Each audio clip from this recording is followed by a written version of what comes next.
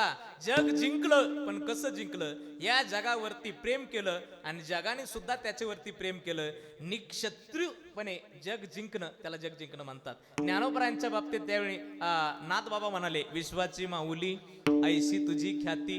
त्यावेळी ज्ञानोबरायांचा विरोध करण्यासाठी कोणी पुढे आलं नाही. उलट ज्ञानोबरायांच्या चरणावरती नतमस्तक झाले. का? कारण ज्ञानोबराय कोणी सामान्य संत नाही. जग जिंकण्यासाठी जगासाठी जगावं लागतं. माझे हे वाक्य फार महत्वाचे आहे, तेवढे ऐकून जा. जग जिंकण्यासाठी काय करावं लागतंय? जग जिंकण्यासाठी जगासाठी जगावं लागतंय. ऐका, कान उघडे ठेवून ऐका. चार भिंतीच्या आत राहून फक्त रक्ताचा विचार करणारे माणसं कधीच जग जिंकू शकत नाही. ऐकताय ना?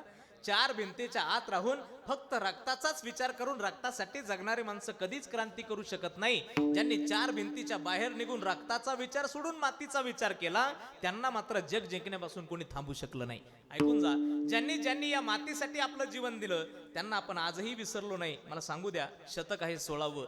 या 16व्या शतकामध्ये तुमच्या माझ्या चारही बाजूला मुघली सल्तनती आमच्यावरती राज्य करत होत्या आणि आम्ही पारतंत्र्यात जगत होतो. इतकं पारतंत्र्य. कुणीही यावं आमच्यावरती अत्याचार करावा, कुणीही यावं आमच्यावरती अन्याय करावा, कुणीही यावं आमच्यावरती पाहिजे तसा अन्याय अत्याचार करावा आणि तो मुकाट्याने आम्ही सहन करावा, अशी आमची अवस्था होती. शतक होतं 16वं. ऐका, त्या 16व्या शतकामध्ये चारही बाजूने तुमच्या आमच्यावरती अन्याय अत्याचार होत होता आणि तो अत्याचार आम्ही मुकाट्याने सहन करत होतो. आणि तो अत्याचार मुकाट्याने आम्ही सहन करत असताना काय घडलं तर त्या वेरुळ येथे राहणाऱ्या भोसलेंचा परिवार होता आणि सिंदखेड राजा येथे राहणारा जाधवांचा परिवार होता. त्या जाधवांच्या परिवारामध्ये एक पोरगी जन्माला आली आणि ती उपवर झाल्यानंतर तिचं लग्न भोसल्यांच्या परिवारामध्ये झालं आणि भोसल्यांच्या परिवारात शहाजी राजाबरोबर लग्न होऊन ती पोरगी, ती जिजाऊ मासाहेब, ती आता शिवनेरी किल्ल्यावरती आली. शिवनेरी किल्ल्यावरती राहत असताना हे सगळं कशासाठी सांगतोय? मला फक्त परोपकार सांगायचा आहे, जग जिंकला सांगायचंय.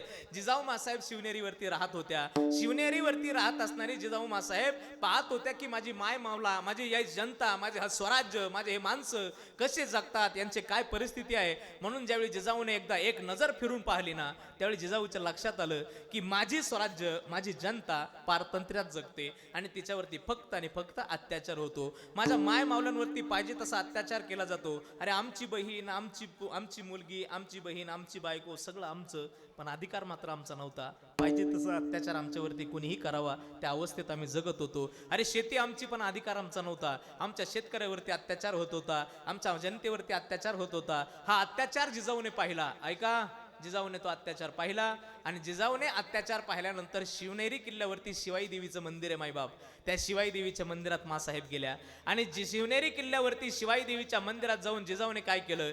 त्या शिवाई देवीला हात पसरले. हे आई चंडमुंड शक्ती भवानी, तुला दार उघडावं लागेल. हे आई तुला यावं लागेल. का?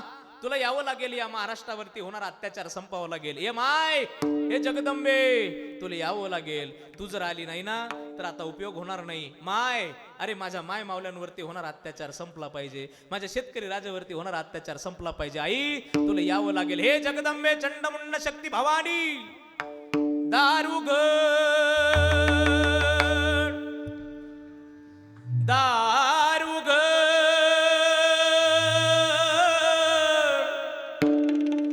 दार उघड, दार उघड बे, दार उघड, दार उघड बे, दार उघड बे, दार उघड, दार उघड बे, दार. एक टाळी, टाळी वाजवा सर्वांनी, टाळी, टाळी, महिला मंडळ. दार उघड बे, दार उघड, दार उघड बे,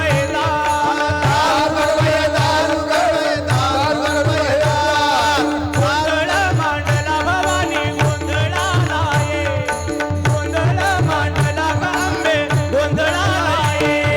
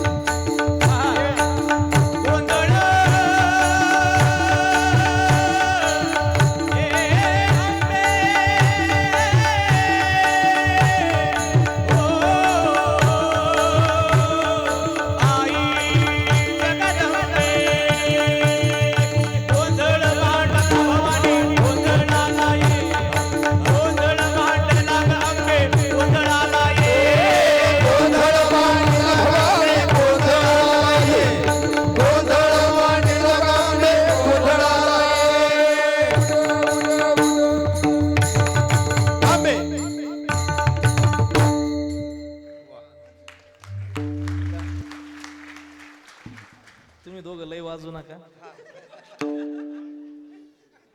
एखादं उठन तर आपल्या डोक्याला तमाशा होईल. त्याचं काही नियम नाही बाबा, वाजवण्याचा गुणधर्म आहे.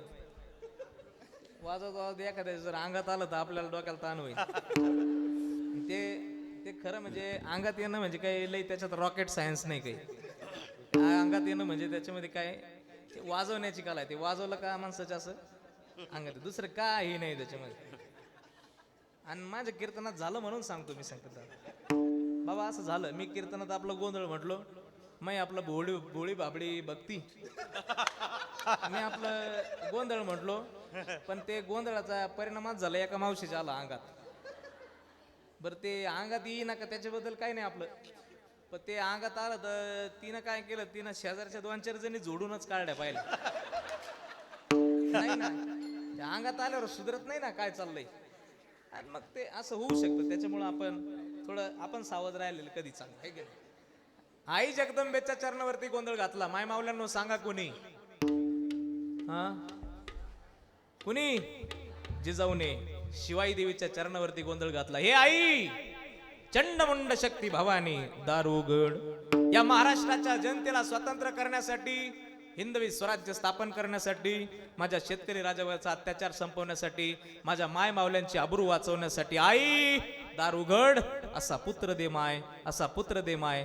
या स्वराज्यासाठी लढला पाहिजे, असा पुत्र दे. आणि आईने कृपा केली दादा, अशी कृपा केली, अशी कृपा केली, अशी कृपा केली. 19 फेब्रुवारी 1630. आणि त्या दिवशी जिजाऊ मासाहेबांनी एका पुत्राला जन्म दिला. तो पुत्र दुसरा तिसरा कोणी नाही, ते छत्रपती शिवाजी राजे होते. छत्रपती या मृत्यू लोकात जन्माला आले आणि दृष्टा चळकाप सुटला. आठवण येते क्षणाक्षणाला, भगवा झेंडा दिसल्यावर. जात धर्म ना पंथ पाहिला, जगला राजा माणुसकीवर. पुन्हा जन्म घ्या इच्छा आमुची आहे तुमच्या चरणावर. माझ्या राजाचं नाव गाजते गडगडाच्या दगडावर. माझ्या देवाचं नाव गाजते गडगडाच्या दगडावर. माझ्या राजाचं नाव गाजते गडगडाच्या दगडावर. माझ्या देवाचं नाव गाजते गडगडाच्या दगडावर. एकच राजा इथे जन्मला शिवनेरी किल्ल्यावर. एकच राजा इथे जन्मला शिवनेरी किल्ल्यावर. छत्रपती शिवाजी महाराज की. माझ्या देवाचं नाव गाजते किल्ल्याच्या दगडावर. माझ्या राजाचं नाव गाजते गडकिल्ल्याच्या दगडावर. माझ्या देवाचं नाव गाजते गडकिल्ल्याच्या दगडावर. माझ्या राजाचं नाव गाजते गडकिल्ल्याच्या दगडावर. माझ्या जिजाऊची पुण्याई कशी आली या फळाला. माझ्या जिजाऊची पुण्याई कशी आली या फळाला. तो बापाचा बाप जन्मला. तो बापाचा बाप मग शिव जन्मला. तो बापाचा बाप राजा शिवबा जन्मला. तो बापाचा बाप राजा शिवबा जन्मला.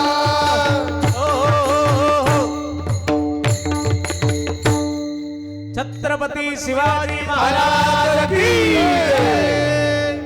धन्यवाद धन्यवाद धन्यवाद तुम्हाला पिंपळगावकर. छत्रपतींचं नाव घेतल्यानंतर आपले हात वरती आले आणि तोंडातून शब्द काय निघला?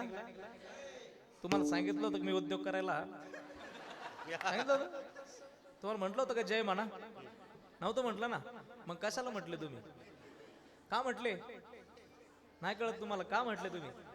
तुम्ही म्हणताल बाबा तू म्हणण्याची गरज नाही. आमच्या राजाचं नाव आल्यानंतर आपसुक आमच्या मुखातून जय निघतंय, आणि ज्याच्या मुखातून जय निघतं तोच खरा महाराष्ट्रातला आहे. कारण लक्षात ठेवा, या मातीमध्ये जर छत्रपती आले नसते ना, तर आम्हाला कीर्तन सुद्धा करता आलं नसते. लक्षात ठेवा, या मातीमध्ये छत्रपती आले नसते तर आम्हाला आमचं जीवन जगता आलं नसतं. लक्षात ठेवा, छत्रपती कधी कुण्या जातीचे दुश्मन नव्हते. ज्यावेळी छत्रपतींनी 16व्या वर्षामध्ये रायरेश्वराच्या पिंडीवरती रक्ताचा अभिषेक केला, ऐकून जा तरुण पोरांनो, 16व्या वर्षामध्ये रायरेश्वराच्या पिंडीवरती ज्यावेळी रक्ताचा अभिषेक केला ना, तर 18 पगड जातीतील मावळे एकत्र केले होते राजाने. अरे 18 पगड, कोणी माळी होता, कोणी कुणबी होता, कोणी धनगर होता, कोणी महार होता, कोणी चांभार होता, कोणी लोहार होता, कोणी वंजारी होता, कोणी काय होता. अरे 18 पगड जातीतील मावळे एकत्र केले होते राजाने. रक्ताचा अभिषेक रायरेश्वराच्या पिंडीवरती केला होता. प्रत्येक पोराच्या हातामध्ये बेल भंडार होता आणि पोरांना सांगितलं होतं, पोरांनो अरे शपथ घ्यायची आपल्याला. कशाची शपथ घ्यायची आपल्याला? स्वराज्याची. आता हा श्वास, आता हे जीवन आणि आता हा प्रत्येक जीवनात आलेला उरलेला श्वास हा फक्त आणि फक्त महाराष्ट्राच्या मातीसाठी आणि स्वराज्यासाठी आहे. पोरांनो ऐका, आता फक्त आणि फक्त जीवन स्वराज्यासाठी आहे. पोरांनो चला रे चला. रायरेश्वराच्या पिंडीवरती बेल भंडार व्हायला होता आणि एकच आवाज झाला होता, काय? हर हर.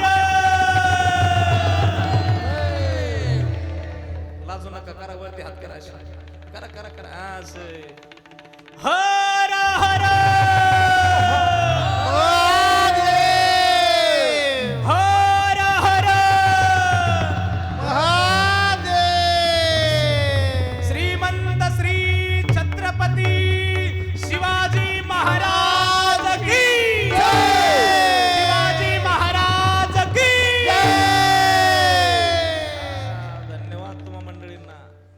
छत्रपतीचा जय जयकार करताना आमच्या अंगामध्ये रक्त सळसळ करायला लागलं. असं सगळं का झालं हे सगळं मी तुम्हाला सांगणार आहे. हे सगळं मी कशासाठी तुम्हाला सांगितलं हे तुम्हाला मी सांगणार आहे. ऐका ऐका, इथे बसलेले एवढे सगळे पिंपळगावकर मला सांगा, इथे बसल्यापैकी तुमच्या कुणाकुणाच्या घरामध्ये आपल्या पंजोबाचा फोटो आहे? पंजोबाचा फोटो नाही?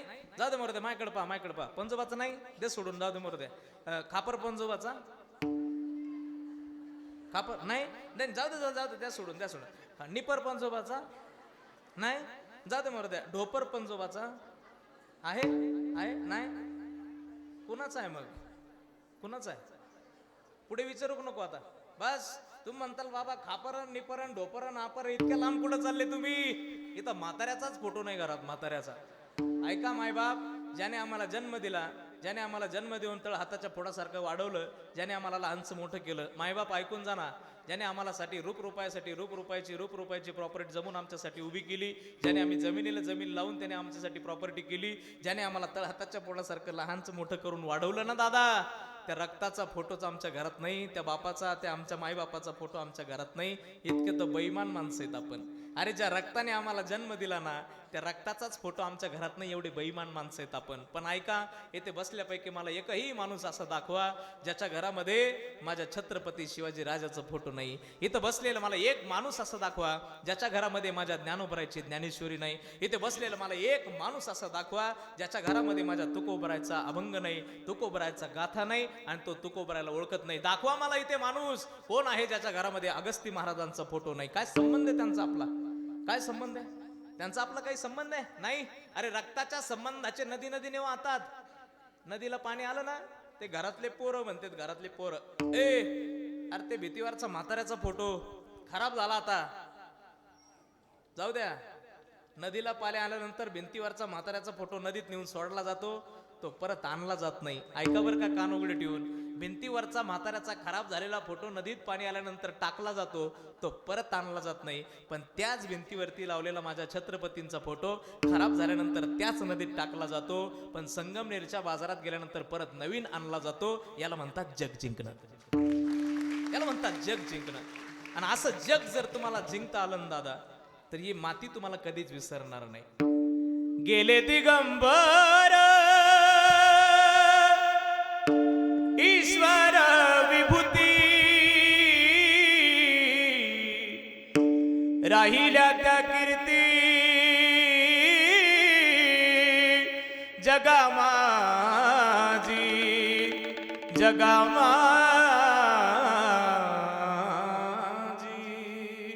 मातीतून माणसं जातील दादा, पण ते विसरले जाणार नाही. याला जग जिंकणं असं म्हणतात.